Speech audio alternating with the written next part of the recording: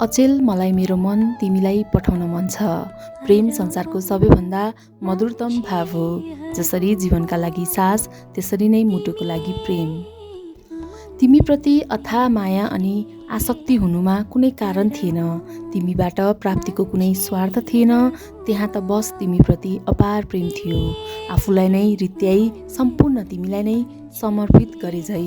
यति नै काफी छ तिम्रो मिठो सम्झनाको स्पर्श गर्नलाई।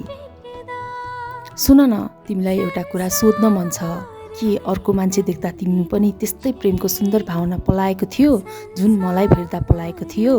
तिमीलाई देख्दा मात्र यस्तो लाग्छ कि मलाई संसारको सबै खुसी मैले नै पाएँ। तिमीलाई सम्झिँदा मात्र यस्तो लाग्छ मन आनन्द अनि हर्षित। सायद तिमीसँगको भेट अविस्मरणीय हुनुपर्छ। लाग्छ तिमी नै मेरो जीवनको ऊर्जा हो, साहस हो, प्रगति पथमा लम्किनलाई आत्मविश्वास हो। खुसी भएर जिउनलाई तिमी आँखा सामु हुनु र नहुनुमा केही फरक छैन, किनभने तिमी त हरेक स्मृतिमा बसेका छौ। मानस पतलमा यसरी समाहित छौ कि लाग्छ अब तिमीले नै शासन गरी आफ्नो प्रभाव जमाइरहेका छौ।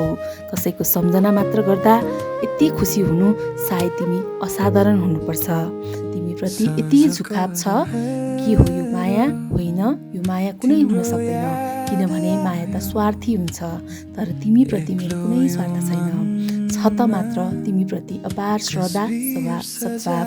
किन हो खोइ, मलाई त प्राप्ति मात्रै प्रेम होइन, त्याग पनि स्वीकार्न सक्नुपर्छ भन्ने लाग्छ।